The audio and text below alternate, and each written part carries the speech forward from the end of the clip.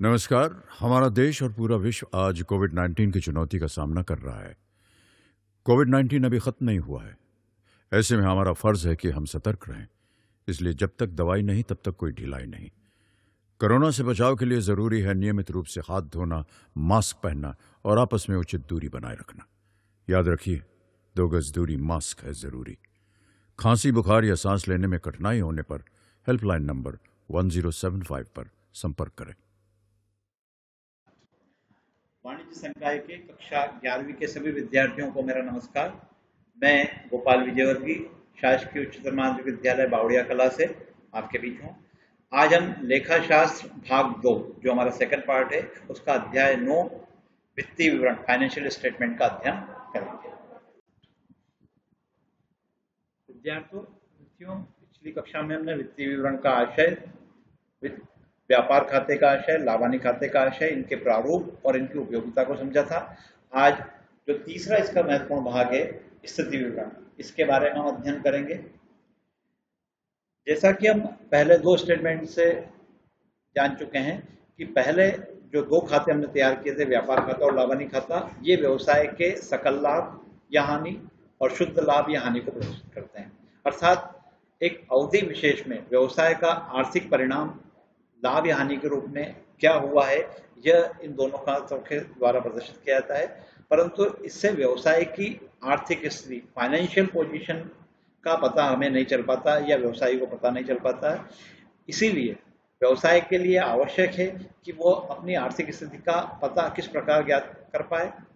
तो व्यवसाय की आर्थिक स्थिति, जो कि व्यवसाय की संपत्तियों और दायित्वों एवं पूंजी पर निर्भर करती है, अर्थात व्यवसाय में कितनी संपत्तियां हैं और उस व्यवसाय के कितने दायित्व हैं, व्यवसाय में कितनी पूंजी लगी है, इन सब के रूप में व्यवसाय की आर्थिक स्थिति प्रदर्शित होती है।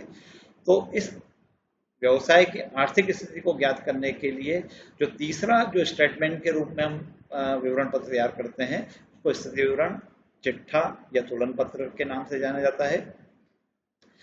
यह, जैसा कि मैंने कहा, यह खाते के रूप में नहीं होता है, बल्कि एक विवरण पत्र या स्टेटमेंट के रूप में होता है। इसकी जो कुछ विशेषताएं हैं वो इस प्रकार होती है। जैसा पहला मैंने बताया कि यह खाता नहीं होता है, बल्कि यह स्टेटमेंट के रूप में होता है। इसीलिए इसमें डेबिट और क्रेडिट साइड, नाम व जमा पक्ष नहीं होते, बल्कि इसमें जो 2 साइड होती हैं, हालांकि इसमें भी 2 पक्ष होते हैं, परंतु जो इसकी जो 2 साइड होती हैं उन्हें संपत्ति को दायित्व पक्ष कहा जाता है। जहां सीधे हाथ राइट हैंड साइड जो होता है वो इसका संपत्ति पक्ष या असेट साइड होती है, और लेफ्ट हैंड साइड जो होती है इसकी लायबिलिटी साइड होती है। क्योंकि ये खाता नहीं है, इसीलिए इसमें टू और बाय का प्रयोग हम नहीं करते हैं। इसी तरह से इस खाते में, जैसा मैंने पूर्व में बताया, जो लेफ्ट हैंड साइड होती है वो लायबिलिटी साइड या दायित्व पक्ष होता है, और जो राइट हैंड साइड होती है वो संपत्ति पक्ष होता है।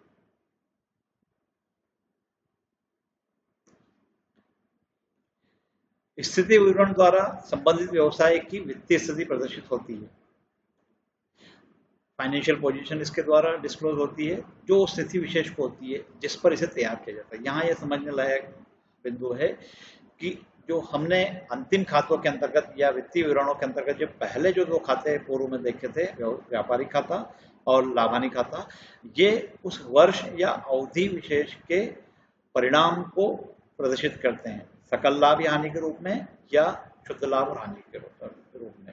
परंतु यह जो स्टेटमेंट है जिसे हम बैलेंस शीट के रूप में तैयार करते हैं, यह पूरी अवधि की वित्तीय स्थिति को प्रदर्शित नहीं करता, बल्कि इस विशेष तिथि किसको तैयार किया जा रहा है, उसी तिथि को इस व्यवसाय की या जिस व्यवसाय के लिए हमने तैयार किया है उसकी फाइनेंशियल पोजीशन क्या है वो इसको प्रदर्शित करता है। इसीलिए इसका जो शीर्षक होता है वो फॉर द ईयर एंडेड नहीं होता है, बल्कि एज ऑन के रूप में इसका शीर्षक होता है। इसी तरह से अगली जो विशेषता है इसकी, यह एक तिथि विशेष की आर्थिक स्थिति प्रकट करता है। इससे एक दिन पूर्व और एक दिन पश्चात व्यवसाय की आर्थिक स्थिति भिन्न हो सकती है, क्योंकि हम जानते हैं कि एक ही व्यवहार, एक ही ट्रांजैक्शन व्यवसाय की स्थिति को परिवर्तित कर सकता है। इसीलिए एक तिथि विशेष की स्थिति को प्रकट करता है। विद्यार्थियों, हालांकि संपत्तियों का वर्गीकरण आपने प्रारंभिक अध्याय में पढ़ा है, पर पुनः चूंकि स्थिति विवरण में संपत्ति और दायित्वों की प्रमुख भूमिका है, इसलिए हम इस वर्गीकरण को पुनः एक बार हम समझ लेते हैं। असेट्स का क्लासिफिकेशन या संपत्तियों को हम एक व्यवसाय की संपत्तियों को हम 3 भागों में बांट सकते हैं। पहला फिक्स्ड असेट, स्थायी संपत्ति जिन्हें कहा जाता है, दूसरी चल संपत्तियां और तीसरी नाममात्र संपत्तियां। जहां तक स्थायी संपत्तियों का प्रश्न है या फिक्स्ड असेट्स, ऐसी संपत्तियां जिन्हें पुनः बिक्री के उद्देश्य से नहीं क्रय किया जाता है, जिन्हें व्यवसाय के द्वारा ऐसी संपत्तियां क्रय की गई जिसका उद्देश्य उन्हें पुनः बेचकर लाभ कमाना नहीं, बल्कि व्यवसाय के संचालन में या व्यवसाय के संचालन के दौरान सहायता के रूप में उन्हें खरीदा जाता है और दीर्घकाल का आशय जो सामान्यतः एक व्यावसायिक वर्ष से अधिक दीर्घकाल तक व्यवसाय में उपयोगी रहती है, उन्हें स्थायी संपत्तियां कहा जाता है। जैसे भूमि, भवन, machinery, land, building, machinery, furniture, पट्टे पर जमीन, खदानें जो लीज आदि के रूप में लंबे समय तक प्राप्त की जाती है, ये सब स्थायी संपत्तियां होती है। जहां तक चालू संपत्तियां, करंट असेट्स, तो यह व्यवसाय के संचालन के दौरान ही व्यावसायिक क्रियाओं के रूप में उत्पन्न होती है और इनमें निरंतर परिवर्तन होता है, क्योंकि ये व्यावसायिक क्रियाओं का ही परिणाम होती है, इसीलिए ये चल संपत्ति इन्हें कहा जाता है। यह अस्थायी रूप से व्यवसाय में रहती है। उदाहरण cash in hand, cash at bank, bank में रोकड़, हस्त रोकड़, विनियोग इन्वेस्टमेंट, शॉर्ट टर्म जो प्राप्य बिल, बिल्स रिसीवेबल, स्टॉक व्यवसाय में जो माल का रहती है वो, स्टोर्स, डेटर्स, देनदार आदि, ये सब चालू संपत्तियों के उदाहरण है। संपत्तियों का जो तीसरा वर्गीकरण है उसे हम आवश्यक या नाममात्र की संपत्तियां, नॉमिनल असेट्स के नाम से जानते हैं। ऐसी संपत्तियां जो किसी स्पर्शनीय, मूर्त, साकार, ठोस या सुनिश्चित या वास्तविक रूप में नहीं होती, जो विजिबल नहीं होती है, जिनको देख नहीं सकते, छू नहीं सकते हैं, उन्हें आवश्यक संपत्तियां कहते हैं, या इन्हें इनविजिबल भी कहा जाता है। जैसे ख्याति, किसी व्यवसाय की ख्याति या गुडविल जो होती है वो दिखाई नहीं देती है, वो केवल व्यवसाय की प्रतिष्ठा के रूप में जानी जा सकती है, जो अतिरिक्त लाभ का कारण अवश्य होती है, परंतु दिखाई नहीं देती है। प्रारंभिक व्यय, किसी व्यवसाय की स्थापना के समय जो प्रारंभिक व्यय किए जाते हैं, जिनका कि लाभ कई वर्ष तक मिलता है, उन्हें भी अवास्तविक या नाममात्र संपत्ति कहा जाता है। अस्थगित आगमगत व्यय, ये थोड़ा सा समझ जाए कि अस्थगित आगमगत व्यय, जहाँ अस्थगित लिखा, आगमगत के साथ अस्थगित लिखा हुआ, इसका आशय यह है, ऐसे कुछ ऐसे व्यय होते हैं व्यवसाय में जो कि मूलतः आगमगत प्रकृति के होते हैं, परंतु कभी कभी व्यवसाय के द्वारा इन पर इतनी बड़ी राशि खर्च कर दी जाती है कि जिसका लाभ सामान्यतः एक व्यापारिक वर्ष से अधिक यानी 4 वर्ष 5 वर्ष तक मिलता रहता है। जैसा इसका एक उदाहरण है, विज्ञापन कर किया गया ऐसा व्यय जिसका कि लाभ व्यवसाय को 4 या 5 वर्षों तक या 1 वर्ष से अधिक अवधि के लिए मिल रहा है, उसको अस्थगित आगमगत व्यय कहा जाता है। और ऐसे व्यय को एक ही व्यापारिक वर्ष में व्यवसाय में खर्च के रूप में नहीं दर्शाकर इसको 3 या 4 भाग, जब तक इनका लाभ मिल जाएगा, उनमें समान रूप से विभाजित कर इनको दर्शाया जाता है। इसी तरह से पूर्वदत्त व्यय, प्रीपेड एक्सपेंसेस, लाभ हानि का नाम शेष, डेबिट बैलेंस, ये सब अवास्तविक संपत्ति के उदाहरण। जिस तरह से हमने संपत्तियों को 3 भागों में बांटा है, इसी तरह से दायित्वों या लायबिलिटीज को भी हम 3 भागों में बांट सकते हैं। पहला स्थायी दायित्व, फिक्स लायबिलिटी यानी दीर्घकालीन दायित्व। ऐसे दायित्व जिनका भुगतान दीर्घ अवधि के बाद किया जाता है उन्हें स्थायी दायित्व या दीर्घकालीन दायित्व कहते हैं। उदाहरण के लिए व्यवसाय में व्यवसाय के स्वामी के द्वारा लगाई गई पूंजी, कैपिटल, लंबी अवधि हेतु लिए गए ऋण, लॉन्ग टर्म लोन्स। दूसरा जो इसका वर्गीकरण है वो चल दायित्व, करंट लायबिलिटीज, ऐसे दायित्व जिन्हें 1 वर्ष की अवधि में ही चुकाया जाता है। यह व्यवसाय के संचालन के दौरान ही उत्पन्न होते हैं। इन्हें चालू दायित्व या करंट लायबिलिटीज कहा जाता है। उदाहरण के लिए लेनदार, क्रेडिटर्स, दे बिल्स पेबल। तीसरा संभावित दायित्व, कंटेंजेंट लायबिलिटी, ऐसे दायित्व जो मूलतः वास्तविक दायित्व नहीं होता है, जिन्हें वास्तविक रूप में दायित्व नहीं है, परंतु इसका दायित्व बनना किसी घटना विशेष के घटित होने की संभावना पर निर्भर करता है। भविष्य में जो घटना घटित हो जाती है या होगी, उसकी संभावना पर यह दायित्व बन सकता है और नहीं बन सकता, ये निर्भर करता है। तो इसी प्रकार की जो लायबिलिटी होती है उन्हें कंटेंजेंट लायबिलिटी कहा जाता है।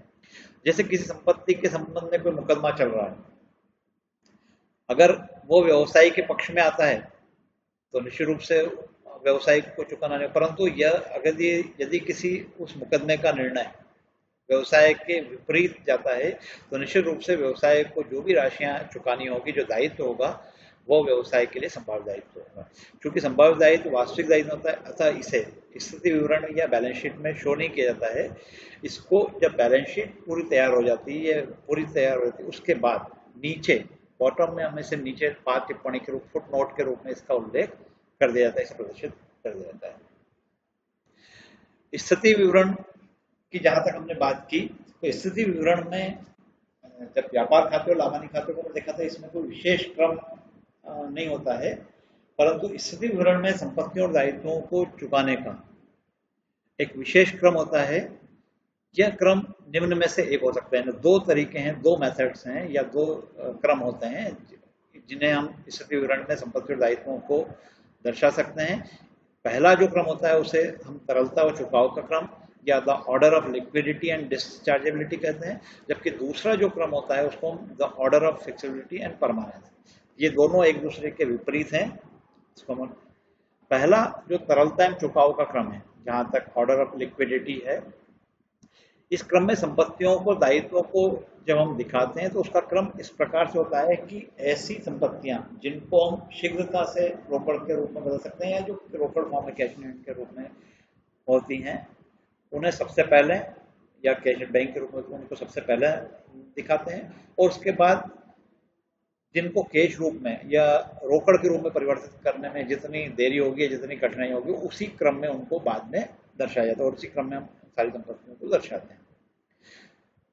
इसी तरलता में चुकाव के क्रम में जब हम दायित्वों को चुकाएंगे तो उसका क्रम भी ठीक इसी प्रकार होगा कि जिन दायित्वों को हमें सबसे पहले, जिन दायित्वों का भुगतान सबसे शीघ्रता से हमें करना है, उन्हें सबसे पहले क्रम में सबसे पहले, और ऐसे दायित्व जिनके भुगतान जितनी देरी से हमें चुकाना है उसी क्रम में हम आगे बढ़ते हुए दायित्वों को इसमें दर्शाते हैं। ये जो हम एक बैलेंस शीट का प्रारूप हम देखते हैं, ये जो प्रारूप हमने तैयार किया है, ये तरलता एवं चुकाव का जो क्रम है, इस क्रम में इसको तैयार किया गया है। सबसे पहले बैलेंस शीट का शीर्षक होगा, इसके बाद जैसा मैंने बताया कि इसमें for the year end date नहीं लिखा जाता, बल्कि इसका जो शीर्षक होता है एज ऑन होता है, क्योंकि एक तिथि विशेष को तैयार किया जाता है और उसी तिथि की आर्थिक स्थिति को प्रकट करता है। इसमें दो पक्ष होते हैं, जहां लेफ्ट हैंड साइड जो होती है इसको हम लाइबिलिटीज या दायित्व पक्ष कहते हैं, और दूसरा जो राइट हैंड साइड होता है इसको संपत्ति पक्ष या असेट साइड कहा जाता है।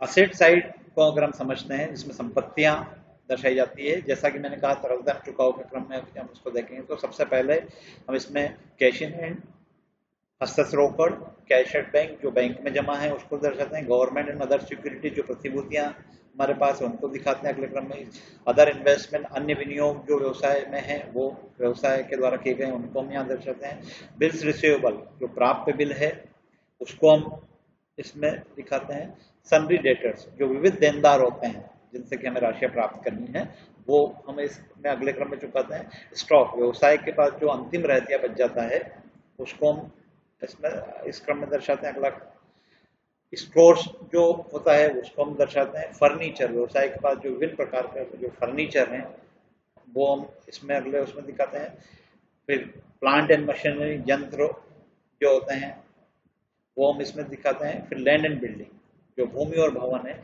वो इसमें हम करते हैं। तो इस तरह से तरलता एवं चुकाव के क्रम में हम संपत्तियों को दर्शाते हैं। इसी प्रकार जब दायित्व की जो हमने समझा था कि दायित्व में हम जब तरलता एवं चुकाव के क्रम से हम बैलेंस शीट तैयार करते हैं तो दायित्वों में सबसे पहले उन दायित्वों को यहाँ पर दर्शाएंगे जिनको हमें शीघ्रता से जिनका भुगतान करना है, और उसी क्रम में बढ़ते हुए हम दायित्वों को प्रदर्शित करेंगे। सबसे पहले बैंक ओवरड्राफ्ट जिसे बैंक अधिविकर्ष के नाम से जानते हैं हम, बैंक अधिविकर्ष को यहाँ पर दर्शाया जाता है, बिल्स पेबल जो देय बिल है उसको हम यहाँ पर दर्शाते हैं, सन्ड्री क्रेडिटर्स विविध जो हमारे लेनदार हैं जिनको कि किसी भी व्यवसायी को राशियां चुकानी है उन लेनदारों को यहाँ पर दर्शाया जाता है। सन्ड्री लोन्स, विविध जो लोन व्यवसाय के द्वारा लिए गए हैं उनको यहाँ पर दिखाया जाता है। आउटस्टैंडिंग एक्सपेंसेस, अदत्य व्यय, जो विभिन्न प्रकार के अदत्य व्यय हैं।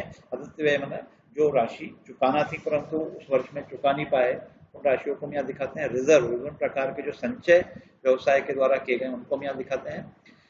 अंत में हम कैपिटल दिखाते हैं, और कैपिटल में जो नेट प्रॉफिट जो कि लाभ हानि खाते द्वारा या प्रॉफिट एंड लॉस अकाउंट के द्वारा यदि नेट प्रॉफिट शो किया गया तो कैपिटल में उसको ऐड किया जाता है इनर कॉलम में, और नेट लॉस यदि है तो उसको घटा दिया जाता है। साथ ही ड्रॉइंग्स यदि है तो उसको भी हम घटा देते हैं। व्यापारी के द्वारा जो आहरण किया गया है अपने स्वयं के व्यवसाय में से उसको हम यहाँ पर घटा देते हैं। इसका आशय सीधा सीधा ये होगा कि जहाँ लाभ व्यवसाय की पूंजी को बढ़ाता है वहीं शुद्ध हानि या आहरण व्यवसायिक पूंजी को कम करता है। एक विशेष बात जो इसमें समझने लायक है कि इस खाते के जो दोनों पक्ष का योग जो होता है वो बराबर होता है, यानी इसमें अंतर या डिफरेंस नहीं होता है। इस खाते के दोनों पक्षों का योग सदैव समान होता है। यदि कोई गलती हुई है, त्रुटि हुई है लेखों को करने में, शेष निकालने आदि में, तो इस खाते में योग नहीं मिलेगा, परंतु यदि सही सही लिखे गए हैं तो निश्चित रूप से इसके दोनों पक्षों का योग बराबर होगा। अब हम विद्यार्थियों जो बैलेंस शीट है या स्थिति विवरण को बनाने के क्या उद्देश्य है या क्या लाभ है या इसकी क्या उपयोगिता है, क्यों इसे तैयार किया जाता है, ये इसको हम समझते हैं। जैसा कि हमने समझा है कि एक विशेष तिथि को बनाया जाता है और उस तिथि विशेष को व्यवसाय की आर्थिक स्थिति संतोषजनक है या नहीं, ये जानकारी इससे प्राप्त हो जाती है। व्यवसाय की जो लेनदार और देनदार, जो क्रेडिटर्स और डेटर्स की जो पोजीशन है, यानी व्यवसाय को कितनी राशियां चुकानी है विभिन्न लेनदारों को और कितनी राशि उसे देनदारों से प्राप्त करनी है, ये जानकारी व्यवसाय से व्यापारी को प्राप्त होती है। और इस जानकारी के आधार पर व्यवसायी अपने भविष्य के लिए माल आदि को क्रय करने या व्यवसाय के विस्तार आदि के संबंध में योजना तैयार कर सकता है। साथ ही साथ उसे ये भी ज्ञात होता है कि वो भविष्य में यदि कोई राशि चुकानी है और देनदारों से प्राप्त हो तो वो इस तरह से उसका प्रबंधन कर सकता है। रोकड़ शेष और बैंक शेष कितना है ये व्यवसाय के लिए महत्वपूर्ण होता है, उसकी जानकारी प्राप्त हो जाती है। व्यवसाय में उपलब्ध विभिन्न प्रकार के जो कोष होते हैं, विभिन्न प्रकार के व्यवसायों द्वारा भविष्य के लिए विभिन्न प्रकार के संपत्तियों और आदि की दृष्टि से विभिन्न प्रकार के कोषों आदि का निर्माण किया जाता है। तो ये जो फंड है ये व्यवसाय में उनकी स्थिति क्या है ये ज्ञात हो जाता है। व्यवसाय में जो संपत्तियां हैं उनकी बुक वैल्यू क्या है ये इससे आसानी से ज्ञात हो जाता है, उनका पुस्तकीय मूल्य क्या है। पूंजी व आहरण, कैपिटल और ड्राइंग, व्यवसाय में लगाई गई पूंजी कितनी है, कितने ड्राइंग है, कितना आहरण व्यवसायी द्वारा किया गया है, ये इससे ज्ञात हो जाता है। अब इन सब को समझने के बाद एक प्रश्न हमारे सामने उत्पन्न होता है कि इन खातों को हम तैयार करते हैं, इनमें कोई अंतर है। तो निश्चित रूप से, हालांकि जो हमने पहले समझा था कि व्यापार और लाभ हानि खाता एक क्रम में तैयार किए जाते हैं और व्यवसाय के सकल और शुद्ध परिणाम को प्रदर्शित करते हैं, परंतु फिर भी इनमें कुछ मूलभूत अंतर है जिसको हम अब समझते हैं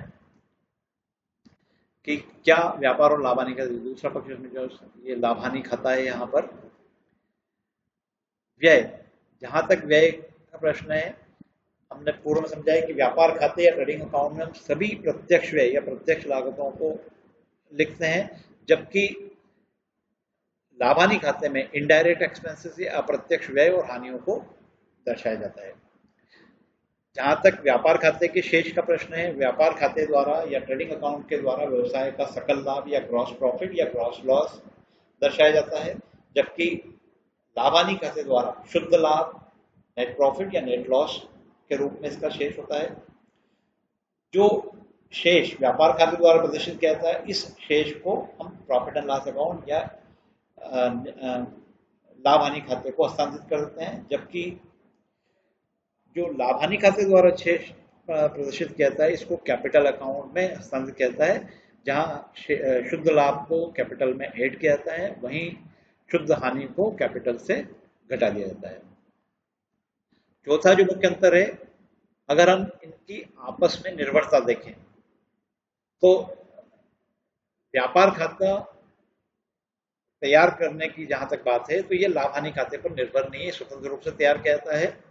जबकि लाभ हानि खाता चूंकि व्यापार खाते के लाभ या हानि को लेकर ही तैयार होता है, सबसे पहले हम उसी मत को लेते हैं, इसीलिए यह लाभ हानि खाता जो है व्यापार खाते पर निर्भर है।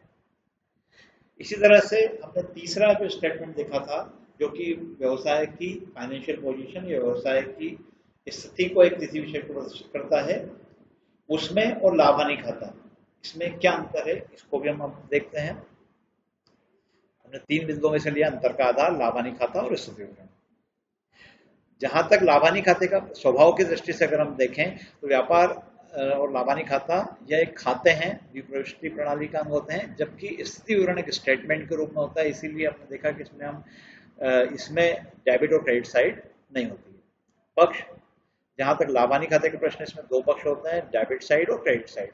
लेफ्ट हैंड साइड में डेबिट साइड और राइट हैंड साइड में क्रेडिट साइड। जबकि स्थिति विवरण में जो 2 पक्ष होते हैं, left hand side liability side और जो राइट हैंड साइड होती है वो असेट साइड या संपत्ति पक्ष होती है। शेषों का अंतरण, तलपट का जहां तक इससे संबंध है तो तलपट में जो डेबिट पक्ष की मदें हैं वो व्यापार और लाभ हानि खाते में डेबिट पक्ष में ही दर्शाई जाती है और क्रेडिट पक्ष की मदें क्रेडिट पक्ष में दर्शाई जाती है। जबकि बैलेंस शीट के साथ जो ट्रायल बैलेंस का रिलेशन होता है वो जस्ट अपोजिट होता है। तलपट में जो बाएं ओर की जो मदें होती है, लेफ्ट हैंड साइड जो मदें होती है, वो बैलेंस शीट में संपत्ति पक्ष जो राइट हैंड साइड होता है उसमें दर्शाई जाती है। जबकि दाहिने ओर की जो मदें होती है, जो राइट हैंड साइड की मदें होती है तलपट में, वो बैलेंस शीट में लायबिलिटी साइड जो कि लेफ्ट हैंड साइड होता है उसमें दर्शाई जाती है। उद्देश्य, जहां जो जैसा कि हम पूर्व में देख चुके हैं, लाभ हानि खाता व्यवसाय के शुद्ध लाभ या हानि, नेट प्रॉफिट या नेट लॉस को ज्ञात करने के उद्देश्य से बनाया जाता है। जबकि बैलेंस शीट एक तिथि विशेष को व्यवसाय की जो आर्थिक स्थिति है उसको प्रदर्शित करने के उद्देश्य से बनाया जाता है।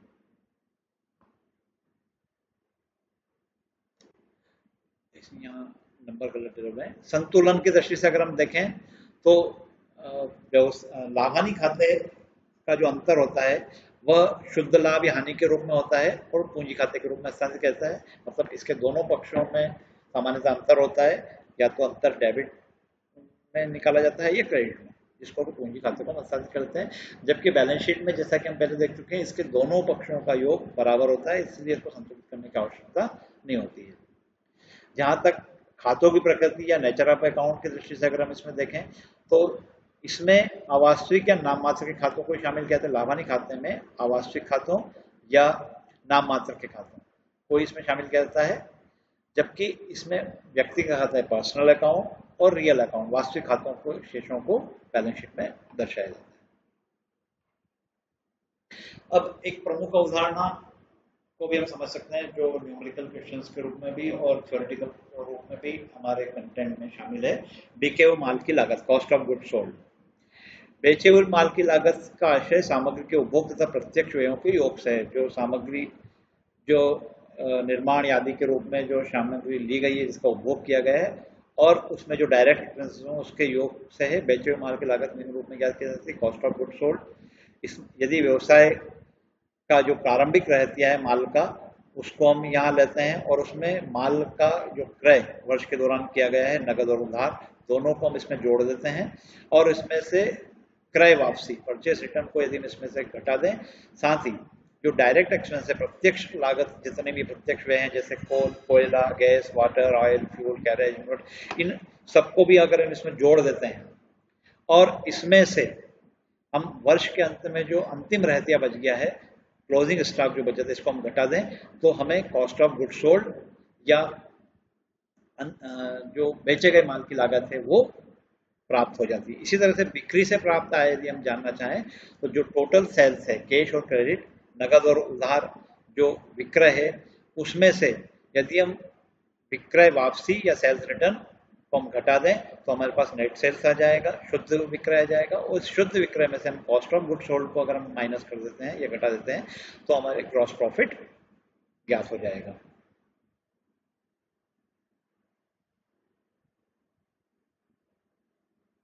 हम एक उदाहरण की सहायता से इसको और समझते हैं।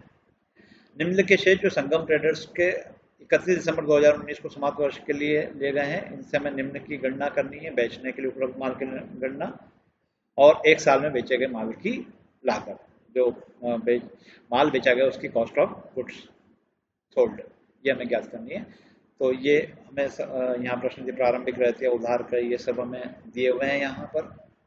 इसकी सहायता से अब हम सबसे पहले बेचने के लिए उपलब्ध माल की गणना अगर हम करते हैं तो यहाँ ओपनिंग स्टॉक, जैसा कि हमने प्रारूप में समझा था कि हम ओपनिंग स्टॉक जो दिया है 25,000, इसमें हम जो माल का नगद उधार क्रय वर्ष के दौरान किया गया है, इन दोनों को हम यहाँ पर ऐड कर देते हैं। 7,50,000 और कैश परचेस 3 लाख, इन दोनों को जब हम जोड़ रहे हैं 10,50,000, और इसमें से इसी में जो मजदूरी के रूप में हमें प्रत्यक्ष व्यय दिया गया, वहाँ वेतन भी दिया गया, परंतु वेतन जैसा कि हम जानते हैं प्रत्यक्ष व्यय नहीं है, प्रत्यक्ष व्यय मजदूरी है, तो प्रत्यक्ष व्यय मजदूरी को हमने उसमें जोड़ दिया। तो इस तरह से इन सबका योग होता है 11,75,000 रुपये। इसमें से हम क्रय वापसी को जब हम घटा दें तो 11,65,000, ये हमें एक साल में बेचे गए माल की लागत हमें ज्ञात हो गई है, सॉरी, कॉस्ट ऑफ गुड। इसी के साथ हम एक साल में बेचने के लिए उपलब्ध माल जो है ये 11,65,000 हमें ज्ञात हुआ है। दूसरी जो गणना हमें एक साल में बेचे गए माल की लागत, तो जो हमें बेचने के लिए उपलब्ध माल है टोटल 11,65,000, इसमें से अगर हम क्लोजिंग स्टॉक को घटा देते हैं तो 11,35,000 हमें एक साल में बेचे गए माल की लागत हमें ज्ञात हो जाती है। इसी में दूसरे जो हमें ट्रेडिंग अकाउंट बनाना है, तो ट्रेडिंग अकाउंट का प्रारूप हम देख चुके हैं। ट्रेडिंग अकाउंट में जैसा कि मैंने पहले बताया था, इसमें दो पक्ष होते हैं, डेबिट पक्ष और क्रेडिट पक्ष। डेबिट पक्ष में समस्त प्रत्यक्ष व्यय और माल के क्रय आदि को लिखते हैं, और क्रेडिट पक्ष में माल का विक्रय और अंतिम रहतिया को लगाता है। सबसे पहले हमें जो प्रश्न में दिया हुआ है, प्रारंभिक रहतिया ओपनिंग स्टॉक 25,000 रुपये, इसको हम डेबिट पक्ष में रखेंगे। माल के क्रय जो टोटल क्रेडिट और कैश दोनों हैं, इन दोनों को हमने जोड़ के यहाँ पर लिखा है, इसमें से परचेज रिटर्न को घटा दिया है, तो हमें 10,40,000 रुपये यहाँ पर आउटर कॉलम में हमने शेयर कर दिए हैं। इसी तरह से मजदूरी जो प्रत्यक्ष है, इसको हम डेबिट पक्ष में दर्शा देते हैं। माल का जो टोटल विक्रय है, नगद और उधार, उन दोनों का जो योग है 16 लाख, इसमें से हमने विक्रय वापसी या सेल्स रिटर्न को घटा दिया 50,000 रुपये। इस तरह से हमें शुद्ध जो विक्रय 15,50,000 रुपये आउटर कॉलम में हमें प्राप्त हो जाता है, और साथ ही जो अंतिम रहतिया हमें दिए गए उसको हम यहाँ दर्शा देते हैं। तो इससे हमें क्रेडिट पक्ष का जो है 15,80,000, इसमें से डेबिट पक्ष का जो को घटाते हैं तो अंतर जो हमें सकल लाभ उसमें प्राप्त हुआ 4,15,000।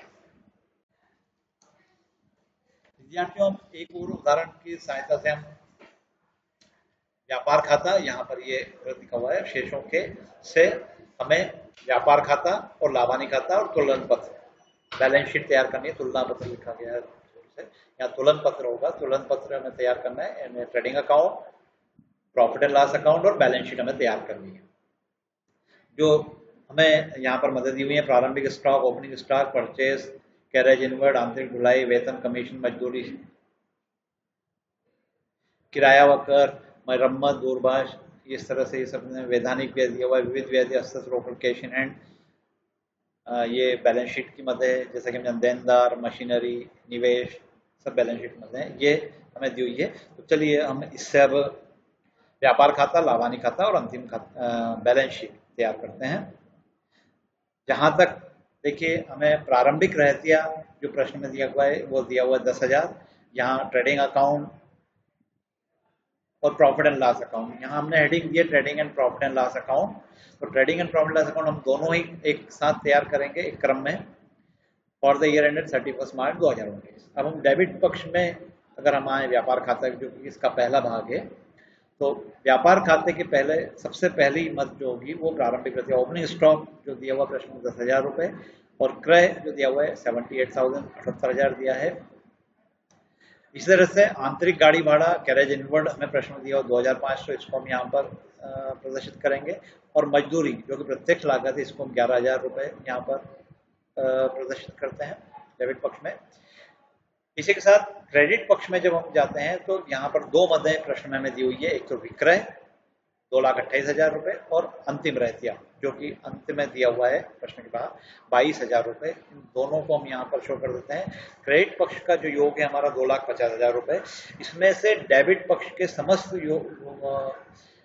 व्यय और लागतों के योग को अगर हम घटा देते हैं तो अंतर की राशि जो हमें प्राप्त होती है वो होती है 1,48,500 रुपए। चूंकि क्रेडिट पक्ष का योग अधिक है और डेबिट पक्ष का योग कम है, इसलिए अंतर की राशि को हम डेबिट पक्ष में दर्शाएंगे, जिसे ग्रॉस प्रॉफिट या सकल लाभ कहा जाता है। यहाँ पर ईडी लिखा हुआ है, सीडी है, सॉरी, सीडी कैरिड डाउन, हम इसको आगे ले जाते हैं लाभानी खाते में। लाभानी खाते में जो व्यापार खाते के द्वारा हमने ग्रॉस प्रॉफिट ट्रांसफर किया था यह पुनः इसी पक्ष में आ जाएगा, क्योंकि इस पक्ष का योग अधिक था। ग्रॉस प्रॉफिट सकल लाभ 1,48,500 रुपए। अन्य जो अप्रत्यक्ष व्यय दिए हैं अब हम इनको एक एक को लिखेंगे। वेतन 30,000 रुपए, कमीशन 10,000 रुपए जो हमने दिया है, रेंट एंड टैक्स 2,800 रुपए, रिपेयर्स 5,000 रुपए ये व्यय है हमने यहाँ पे लिखा। टेलीफोन एक्सपेंसेस 1,400 रुपए, लीगल एक्सपेंसेस कानूनी व्यय 1,500 रुपए, सन्ड्री एक्सपेंसेस विविध व्यय 2,500 रुपए, नेट प्रॉफिट ये अभी हम बात करेंगे। ग्रॉस प्रॉफिट के बाद हम क्रेडिट पक्ष में हमने जो दो मद हैं, जो किराया जो हमें प्राप्त हुआ है, यहाँ पर अगर हम देखें तो यहाँ पर लिखा हुआ है 8,000 रुपए कमीशन और प्राप्त ब्याज, ये दोनों ये जमा पक्ष में लिखा है, मतलब ये आय के रूप में है। तो 28,000 रुपए और 7,000 रुपए ये दोनों हमारी आय है। तो इसीलिए लाभानी खाते में इन दोनों को हमने क्रेडिट पक्ष में दर्शाया है। ब्याज 7,000 रुपए और कमीशन 8,000 रुपए। इस तरह से क्रेडिट पक्ष का जो योग है वो 1,63,500 रुपए, और इसमें से हम डेबिट पक्ष का योग यदि घटा देते हैं तो शुद्ध लाभ जो हमें प्राप्त होता है वो 1,10,300 रुपए हमें प्राप्त होता है। अंतिम भाग के रूप में बैलेंस शीट को हम समझते हैं। Balance sheet of Sharma traders as on 31 March 2019। जैसा हमने देखा था लाइबिलिटी साइड और असेट साइड। असेट साइड में सरलता के क्रम में हम सबसे पहले कैश इन हैंड को शो करेंगे, इसके बाद देनदार डेटर्स 30,000 रुपए, मशीनरी 60,000 रुपए, स्टॉक 22,000 रुपए, अंतिम रहतिया जो दिया हुआ है यहाँ केवल क्लोजिंग स्टॉक ही आएगा, प्रारंभिक रहतिया नहीं आएगा। अंतिम रहतिया 22,000 रुपए क्लोजिंग स्टॉक। इन्वेस्टमेंट दिया हुआ है 90,000 रुपए, विनियोग जो हमें दिए हुए हैं 90,000 रुपए, वो हम असेट साइड में। लाइबिलिटी साइड में सबसे पहले हम क्रेडिटर्स को या लेनदार को शो करेंगे 28,000 रुपए। देय विपत्र बिल्स पेबल जो 23,700 रुपए दिए इनको हम शो करेंगे। इसके बाद पूंजी जो हमें प्रश्न में दी हुई 70,000 रुपए है, और जैसा कि मैंने पूर्व में बताया था कि शुद्ध लाभ यदि है तो उसको हम पूंजी में जोड़ देते हैं। तो 1,10,300 रुपए को हमने इसमें जोड़ दिया। तो इस तरह से हमें जो टोटल हुआ वो 1,80,300, उसमें से जो आहरण है उसको हम यदि घटा देते हैं तो जो आउटर कॉलम में हम शो करेंगे 1,62,300 रुपये, ये पूंजी का शेष है, या पूंजी का जो योग बचा वो इतना बचा। इस तरह से हम डेबिट और क्रेडिट पक्ष के दोनों पक्षों का जब हम योग लगाएंगे तो वो 2,14,000 होगा। जैसा कि हम पूर्व में देख चुके हैं कि इसके दोनों पक्षों का योग बराबर होता है। और नेट प्रॉफिट जिसको कि हमने कैपिटल में जोड़ा, ये 1,10,300 रुपये यहाँ पर। विद्यार्थियों धन्यवाद।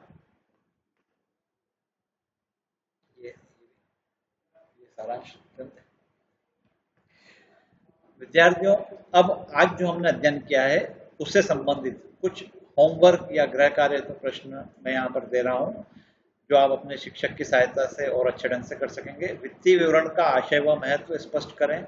व्यापार व लाभानी खाते का आशय स्पष्ट करते हुए इसकी विशेषताएं लिखिए। व्यापार एवं लाभानी खाते में अंतर स्पष्ट कीजिए। लाभ हानि खाता व स्थिति विवरण में अंतर स्पष्ट कीजिए। निम्न विवरण से हमें व्यापार और लाभानी खाता तैयार करना है। ये मदें हमने दी हुई है। परचेज, क्रय, विक्रय, क्रय वापसी, विक्रय वापसी, वेतन, मजदूरी, किराया दिया, रेंट पेड, व्यापारी पर trade expenses, rent and tax, प्रारंभिक रहतिया, ओपनिंग स्टॉक, अंतिम रहतिया, क्लोजिंग स्टॉक। ये अंतिम रहतिया डबल लिखा गया है यहाँ, एक ही बार है, इसको डिलीट कर दें। अंतिम रहतिया केवल 60,000। किशोर अवस्था संबंधित समस्याओं के परामर्श हेतु समर्पित उमंग किशोर हेल्पलाइन के टोल फ्री नंबर 144225 पर संपर्क करें।